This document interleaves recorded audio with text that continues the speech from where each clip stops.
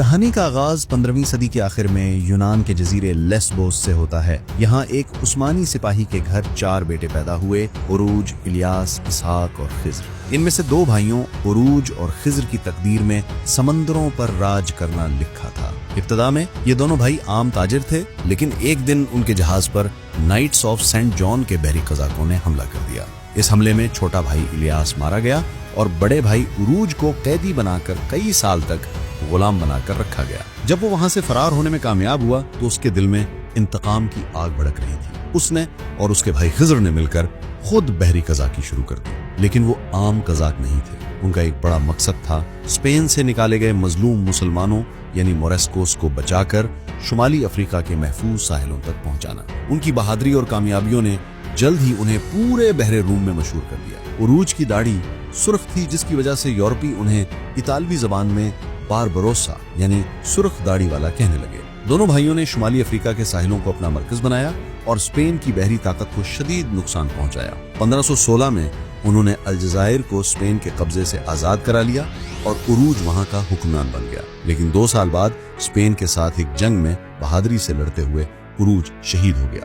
بڑے بھائی کی موت کے بعد تمام ذمہ داری چھوٹے بھائی خضر کے کندھوں پر آ گئی۔ اب وہ صرف خضر نہیں تھا بلکہ وہ اپنے بھائی کا لقب باربروسا بھی اپنا چکا تھا۔ خضر ایک دور اندیش رہنما تھا۔ وہ جانتا تھا کہ وہ اکیلے اسپین جیسی سپر پاور کا مقابلہ نہیں کر سکتا۔ اس نے ایک انتہائی ذہین فیصلہ کیا۔ اس نے الجزائر کی حکمرانی سلطنت عثمانیہ کے عظیم سلطان سلیم اول کو پیش کر دی اور بدلے میں ان کی حمایت مانگی۔ سلطان نے نہ صرف اس کی پیشکش قبول کی بلکہ اسے الجزائر کا بیلر بیگ یعنی گورنر جنرل مقرر کیا اور اس کی مدد کے لیے ینیچری سپاہی بھی بھیج دیے۔ اس ایک فیصلے نے باربروسا کو ایک بحری قزاق سے ایک عظیم سلطنت کے طاقتور گورنر میں تبدیل کر دیا۔ باربروسا کی شہرت جب سلطان سلیمان اعظم تک پہنچی تو وہ اس کی بحری صلاحیتوں سے بہت متاثر ہوئے۔ اس وقت یورپ کی متحدہ بحری طاقت کی قیادت جینوا کا مشہور ایڈمرل اینڈریا ڈوریا کر رہا تھا، جو باربروسا کا سب سے بڑا حریف تھا۔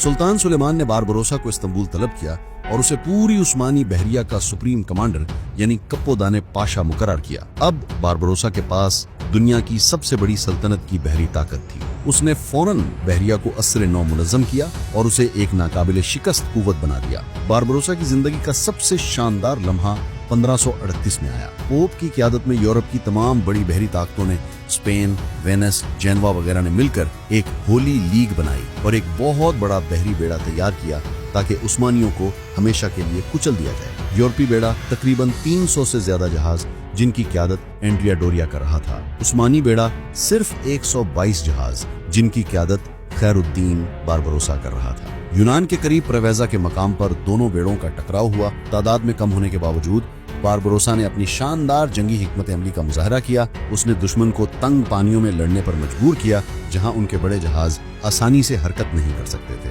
اس نے ہوا کے رخ کا فائدہ اٹھایا اور اپنے چھوٹے اور تیز رفتار جہازوں سے دشمن پر ایسا حملہ کیا کہ انہیں سنبھلنے کا موقع ہی نہ ملا۔ صرف چند گھنٹوں کی لڑائی میں باربروسا نے بغیر اپنا کوئی بڑا جہاز کھوئے یورپی بیڑے کو تباہ کر دیا۔ یہ ایک ایسی شاندار فتح تھی جس نے اگلے 30 سالوں کے لیے بحر روم پر عثمانیوں کی مکمل حاکمیت قائم کر دی۔ اپنی زندگی کے آخری سالوں میں بھی باربروسا نے کئی کامیاب مہمات کی۔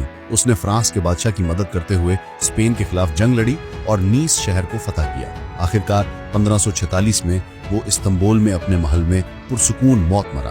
اس نے اپنے پیچھے ایک ایسی بحری طاقت چھوڑی جس کا کوئی مقابلہ نہیں تھا۔ اس کی قبر آج بھی استنبول میں بوسفورس کے کنارے پر موجود ہے اور آج بھی ترکی کا کوئی بھی بحری جہاز جب اس کی قبر کے سامنے سے گزرتا ہے تو اسے توپوں کی سلامی پیش کرتا ہے۔ خیر الدین باربروسا کی کہانی ایک عام انسان کی غیر معمولی عزم کی داستان ہے۔ یہ ہمیں سکھاتی ہے کہ انسان اپنی قابلیت، ہمت اور ذہین فیصلوں سے اپنی تقدیر خود لکھ سکتا ہے۔ وہ ایک بحری قزاق کے طور پر شروع ہوا، لیکن اپنی قوم کی خدمت اور ایک عظیم سلطنت سے وفاداری نے اسے تاریخ کے سب سے عظیم بحری کمانڈروں میں سے ایک بنا دیا۔